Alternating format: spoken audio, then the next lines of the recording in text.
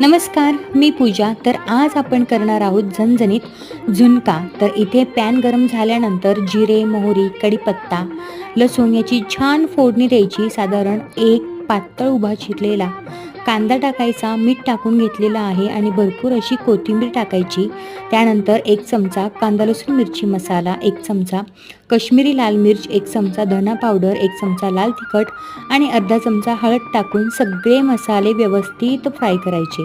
आता यामध्ये साधारण एक वाटी बेसन पीठ टाकायचं, थोडासा पाण्याचा शिपका द्यायचा आणि साधारण 1-2 मिनटं वाफ काढून घ्यायची. आता पुन्हा एकदा कोथिंबीर टाकायची. आपला इथे झणझणीत झुणका रेडी आहे. आवडला असेल तर नक्की ट्राय करा आणि चॅनलवर नवीन असाल तर नक्कीच सबस्क्राईब करा. भेटू पुन्हा अशाच एका नवीन इंटरेस्टिंग रेसिपीसोबत.